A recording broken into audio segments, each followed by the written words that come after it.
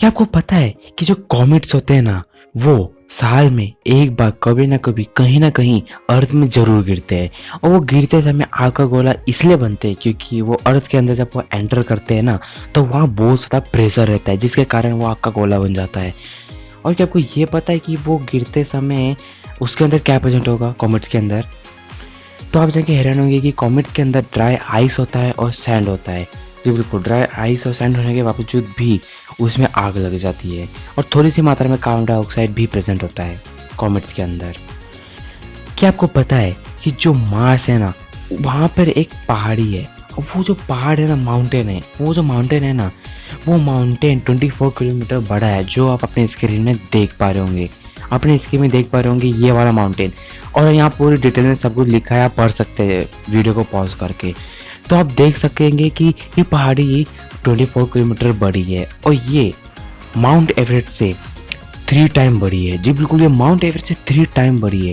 Believe नहीं होता ना, क्योंकि और आप देख पाएंगे कि किस कारण ये पहाड़ी इतनी बड़ी बन पाई है और क्या कारण था ये बड़ी पाई। अपनी स्क्रीन में देख पाइए, देखिए अपनी स्क्रीन में। क्या आपको पता है जो अर्थ का सनसेट होता है वो होता है रेड या ऑरेंज कलर का? जी बिल्कुल होता है ना। पर वो अर्थ एक प्लेनेट है ना, तो बाकी सारे तो भी एक प्लेनेट है, तो उनका भी सनसेट होता होगा। तो उसका कलर क्या होता होगा? ऑरेंज? तो जवाब है नहीं, ऑरेंज कलर नहीं होता, उसका कलर होता है ब्लू। जी बिल्कुल, प्लेनेट मार्स का जो कलर होता है सनसेट का वो होता है ब्लू। और जो ब्लू कलर इसलिए होता है क्योंकि वो उसके बीच में कुछ प्लैनेट आते हैं जिसके कारण कुछ इफेक्ट होता है और कुछ भी ऐसी, उसके लिए आपको डीप में थोड़ी नॉलेज लेनी।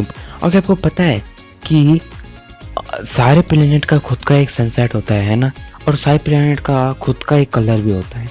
तो आपको पता है अलग अलग प्लैनेट का अलग अलग सनसेट होता है, तो उसका कलर अलग होता है। तो कुछ ये देखिए कलर अलग अलग प्लैनेट का कुछ इस तरीके से होता है उनका सनसेट।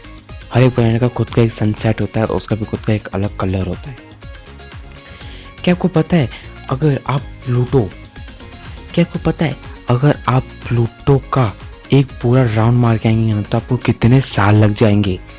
आपको इतने साल लग जाएंगे कि आप है ना, अगर 7 बार जन्म ले तो भी आप नहीं उसे क्रॉस कर पाएंगे। जी बिल्कुल, टोटल आपको इसको लगता है 800 साल से भी ज़्यादा।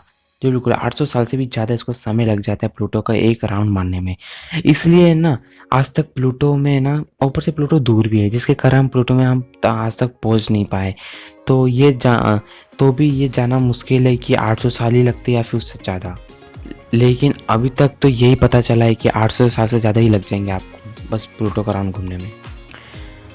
क्या आपको पता है कि अगर जितने भी ट्रीज पूरे अर्थ में है, अगर आप उसे कैलकुलेट करो और फिर उसका कैलकुलेशन जो भी रिजल्ट आएगा, कैलकुलेट करने के बाद जो भी रिजल्ट आएगा, अगर आप उसे कंपेयर करेंगे ना इस आसमान के स्टार से, तो वो उससे कई ज़्यादा होंगे। ट्री के कैलकुलेशन के से भी ज़्यादा होंगे स्टार। अगर ट्रीज होंगे 3 ट्रिलियन तो स्टार होंगे 100 ट्रिलियन। अभी आप अंदाज़ा लगा सकते हैं कि